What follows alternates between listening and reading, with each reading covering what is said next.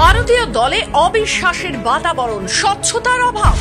স্বামী আগেকার কাণ্ডে বোমা ফাটালেন অশ্বিন। ক্রিকেটারদের সঙ্গে নির্বাচকদের কথাবার্তা আরো পরিষ্কার হওয়া উচিত। ভারতীয় দল নির্বাচনে কি স্বচ্ছতার অভাব?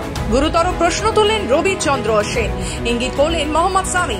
আর অজিত আগেরকারের ভিন্ন মেরুতে থাকার বিষয়টি প্রকাশ্যে চলে আসার ঘটনাও।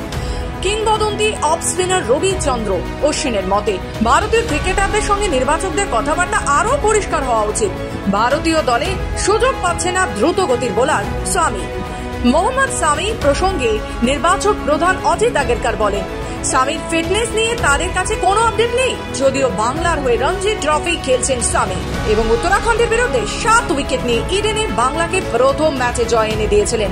সামি সেই ম্যাচের মাঝেই বলেছিলেন তিনি ফিট কিনা নির্বাচকদের জানানো তার কাজ নয়। সামির এইরূপ মন্তব্যের পর তোলপাড় হয়েছিল গোটা ক্রিকেট বিশ্ব। এই প্রসঙ্গে অশ্বিন বলেন, একটা কথা স্পষ্টভাবে বলতে চায়, ভারতীয় ক্রিকেটে পরোক্ষ কথাবার্তা বড্ড বেশি হচ্ছে।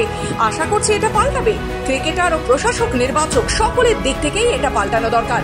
সরাসরি কথা বলার হলে এ নিয়ে বিতর্ক হতো না।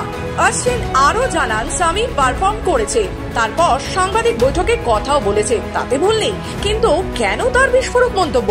কারণ ওর কাছে স্বচ্ছ কোনো কারণ নেই। ও যদি স্পষ্টভাবে জানতো যে ওর কাছে কি প্রত্যাশা করা হচ্ছে, তাহলে সেভাবে কথা বলতে পারত। ক্রিকেটারদের কাছে স্পষ্ট ধারণা না থাকলে সব সময় খারাপ লাগে। তবে কি ভারতের প্রাক্তন অফ স্পিনার রবিচন্দ্র অশ্বিন পরিষ্কারভাবে বোঝাতে চাইলেন দলের খেলোয়াড় ও নির্বাচকদের মধ্যে ভুল বোঝাবুঝি হচ্ছে, নাকি মোহাম্মদ সামিকে জাতীয় দলে আর ভাবা হচ্ছে না? এই প্রশ্নটাই থেকে যাচ্ছে। ব্যুরো রিপোর্ট, খবর বাংলা।